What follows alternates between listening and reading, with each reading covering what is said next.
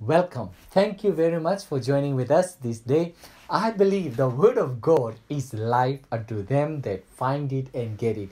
Today you'll be getting the Word of God. And I'm excited because every time I've seen when we share and read from God's Word, the Word is sustaining, life-giving. And I believe tonight and today as you listen to this Word, you will receive the Word of God, which is food, which is life, which is a vision. It gives vision, it gives clarity, it gives strength, it gives hope, it gives grace. We can keep going, Let's pray. Father, thank you for such an opportunity we have to share your word with your people. I pray, Father, let everyone listening and seeing this program will be touched and will be encouraged with your word.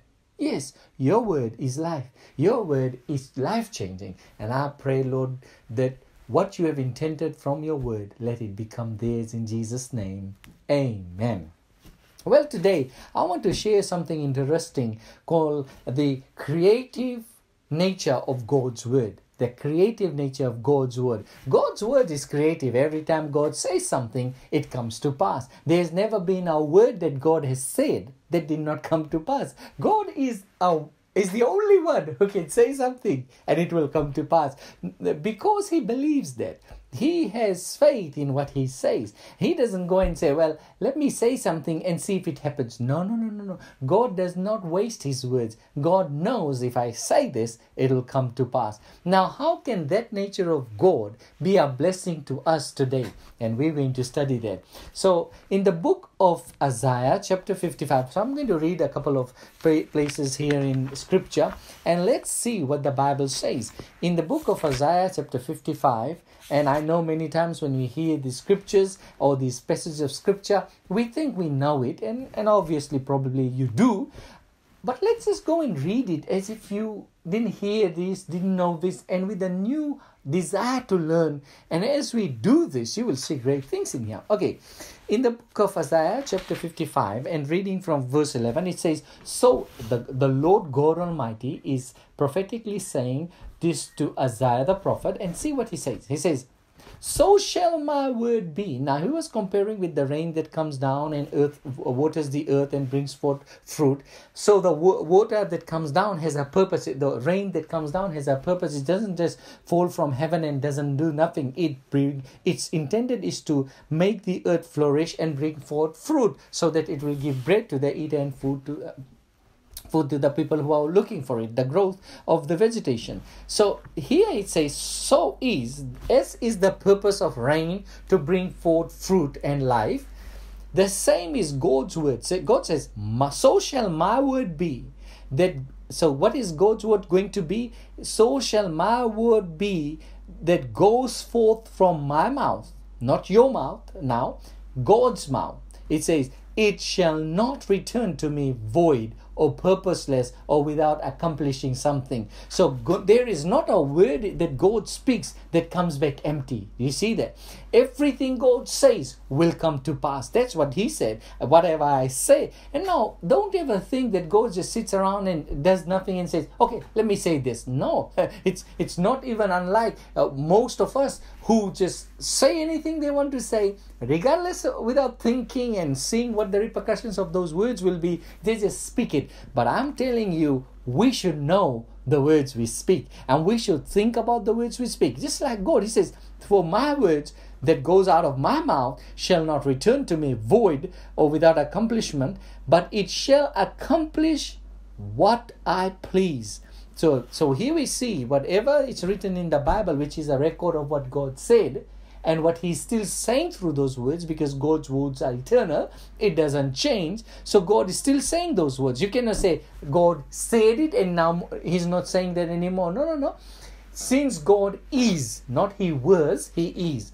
Anytime you hear or read of what God said, those were decrees, those were commandments of God, it hasn't changed. So whenever you come alive to a word and you know it is speaking to you, that very moment, once you believe it, will bring to pass what God promised then. Okay?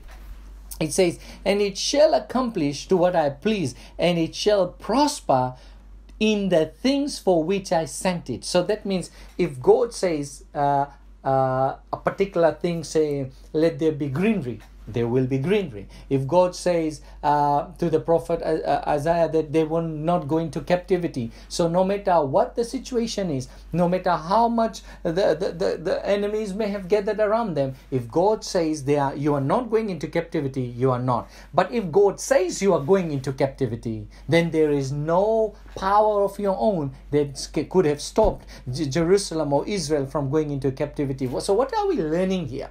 What is the scripture saying? It is saying, God is saying himself, my word is, I purpose and I speak, but what I say, it will come to pass. It will. Every word of God has a purpose behind it.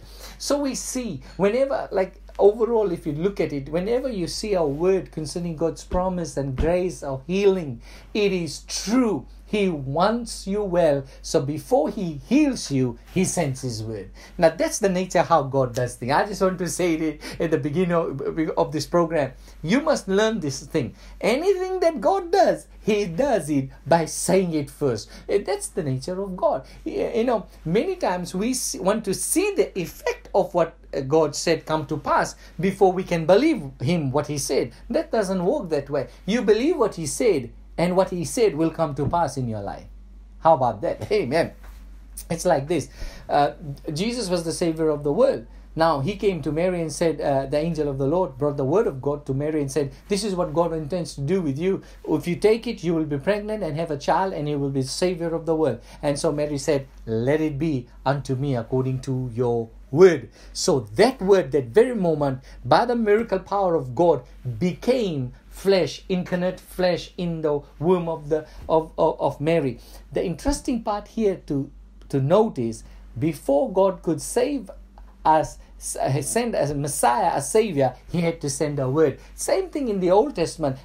God always gave his word, and when the children of Israel believed that word, they saw it come to pass, and their faith was heightened. The same thing you could say about Abraham. God didn't give him a son before he gave him a word concerning the son. And he believed the word concerning the son, and this word or the promise of God brought forth the son. So you could say that God's word is God's promises, God's commitment, or God's bond. His word is his bond. If he spoke it, it will come to pass. God is not a liar. Child of God, you can take courage right now and pick up the Bible and find all the promises and begin to claim it, because as a believer of Jesus and a child of the living God, washed and forgiven by the blood of Jesus, you have right to all the promises of the Father, not by greed or selfishness, but because you know it's been given to you by his grace and you receive it by faith.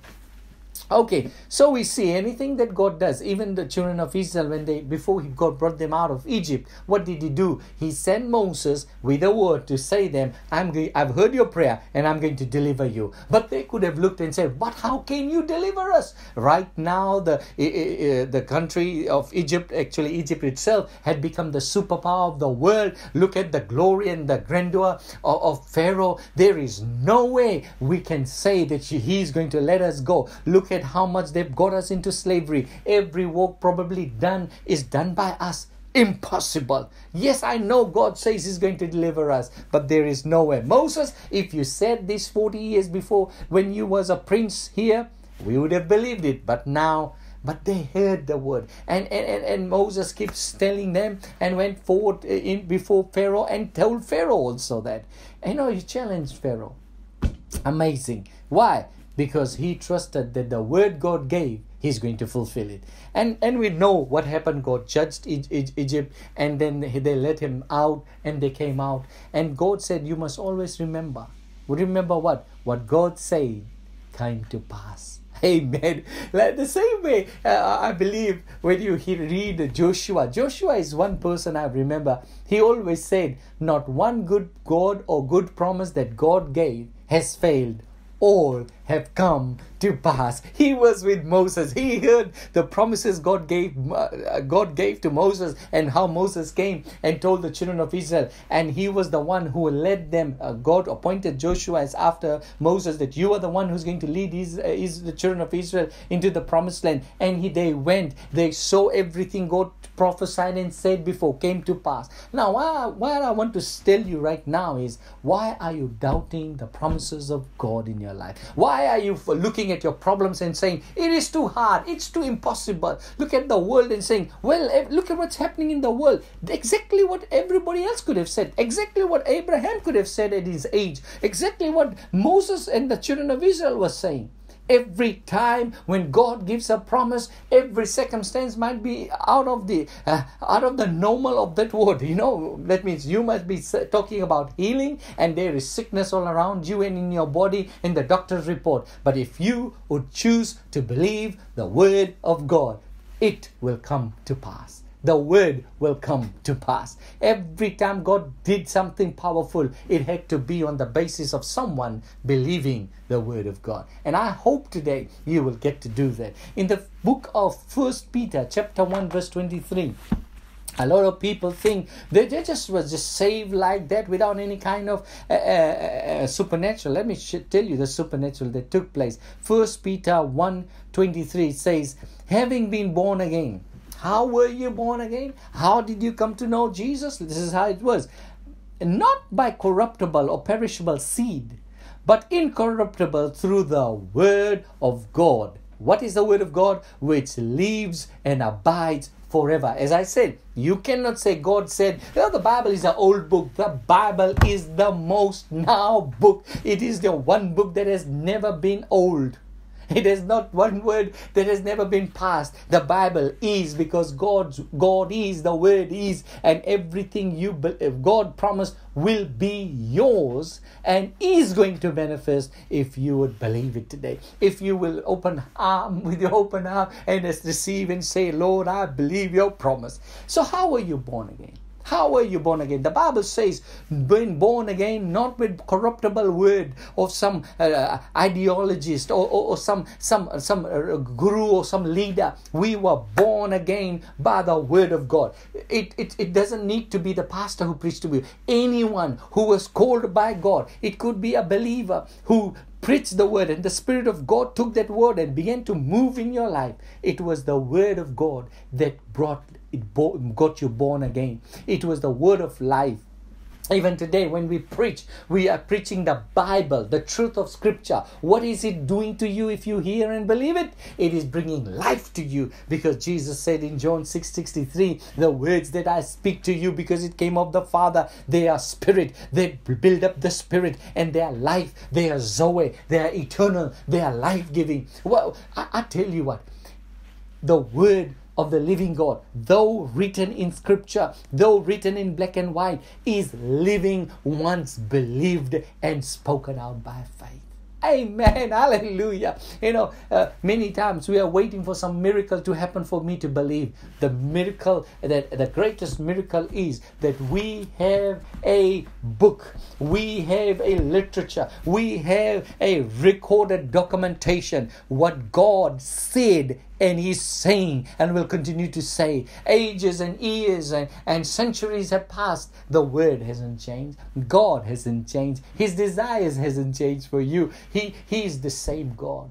He is the same creator God. When the Bible talks about God, He calls Himself the creator God, the covenant God. He associates Himself as the God of Abraham, Isaac, and Jacob. Why so specific? Why so exclusive? Why not so inclusive? Because God is exclusive. He doesn't include everything men want to do. Bible says in the book of Romans that men in their foolishness actually have gone about declaring there's an alternative to creation. We don't want to believe creation. We don't want to believe there is a God who created by His word. But let me tell you, if you are a believer of Jesus and you call yourself a Christian and you believe in evolution, I doubt your salvation. Because let me tell you, if in order to believe that God sent Jesus, you must believe He is the same creator God who said in the beginning, let there be. Amen. You've got to believe in creation. He's the same God who created you and I. He's the God who has purpose behind everything He does. God didn't just make you and throw you out there. And one of the greatest thing I've realized people do, not the greatest thing actually, it is the worst thing they can ever say, is question God. You go through trouble, you don't know how to get angry with your husband, wife, and if you do, you fight, then you go to God and say, why God, you did this to me? Why? What are you doing, God, in my life? No, He's got your life all centered in His purpose. It's you running away from God. God didn't put Jonah in the whale's mouth or the fish, big fish mouth. God didn't do anything evil to Job. Actually, it was his fear causing all this havoc in his life. God never did bring anything bad on anybody. If you did, He was a child abuser, and God is not a child abuser. The Bible says God loved the world that He gave to the world. He didn't take from the world. I don't know, there's so many doctrines about God going around and people preaching with such passion that God's judging you, God's teaching you some kind of lesson. If He needs to teach you something, and if you would pray, He'll talk to you. He'll talk to you from the scriptures where you need to get right, so that you don't go in the wrong way and get yourself in trouble. Amen. He doesn't want that from you. Anyway, so coming back to the message. So how are we born again? By the word of God. I'm telling you, today I've seen how lacking there is in the desire for reading the scriptures. Just reading it and believing it. Whatever the translation, whatever language you read, the word of God gives life. But it doesn't just give by reading. When you believe those scriptures, when you believe that these promises are for you, when you believe that you are redeemed from the curse of the law, when you believe this is the only way, truth, and the life, there is no other besides in heaven except the God of Abraham, Isaac, and Jacob, the one who created the world. Amen. Okay, so we see another nature, that whatever God says comes to pass. Then we see here in 1 Peter it says that that you are born again through the word of God that you heard. Now there's something that Satan comes to steal. I know a lot of people say Satan comes to steal my healing. Satan comes to steal my family. Nah, he doesn't. He doesn't steal your family. He doesn't steal your money. He doesn't need your money. Let me tell you what he steals. The most precious thing the devil knows you have that can give you your breakthrough is this. Let me read it to you. In the book of Mark chapter 4, we'll come to Mark a couple of times, but right now let's go to Mark chapter 4, and I'll read to you from verse 15. Okay, Mark chapter 4 verse 15. It says, and these are the ones, so talking about the sower who goes out to sow seeds, and then the first one he says, no, that's the word of God, right? Sowing. He says, and these are the ones by the wayside where the word was sown. What was sown? The word is sown. The God's promises and what God said is sown. So, and when they hear the word, then immediately Satan comes and takes away the word that was sown in their heart, in their soul. So that's the first attack the devil does, is if you go to church and you take it casually, you don't give desire to what I'm preaching even. By the time this preaching is over, but tomorrow morning you'll forget what I said. And then if somebody asks you one scripture or one point, you would be saying, I don't know what he was saying, but it was very nice. Because you've allowed that word to go out of your life because you did not go write the scriptures down, but didn't put the desire. See, as a believer, you are a student. You can never be, I'm a graduate in the kingdom of God. There is no graduate. There is no seniors who has learnt it all. There is none. Everyone is a student. The Bible says, be a good student who knows the word of God, who is approved by God, the word of God. Amen. Okay, so the devil comes immediately when you hear the word. What does he steal? Your healing? No, he steals the word. For example, if I tell you God wants to heal you, well, I don't know God wants to heal me or no. Probably he's putting all this sickness to teach me a lesson.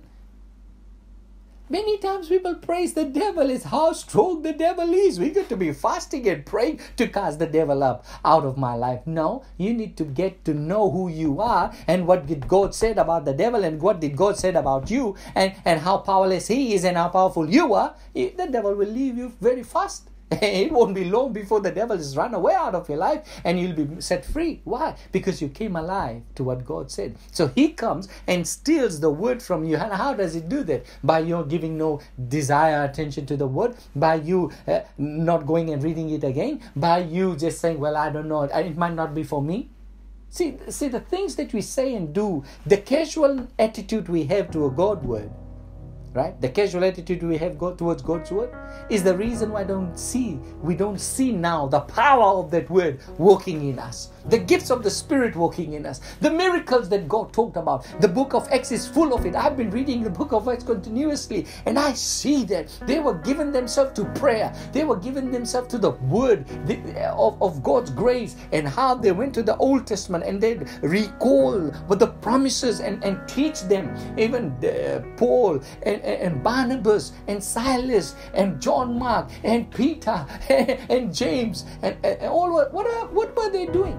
They were taking the scriptures by the Holy Spirit and teaching the word of God. They didn't throw away the word, and they kept themselves in prayer and they taught them. And I tell you, today we need the teaching of the word of God. There's a lot of people who just take small scriptures and they want to be happy and fed. No, you don't get fed by one time eating. Like if you are eating something, taking a spoon of feed and feel yourself and say, that's enough, I'm all satisfied, I'm full. No, you eat till you are fed and you feel full.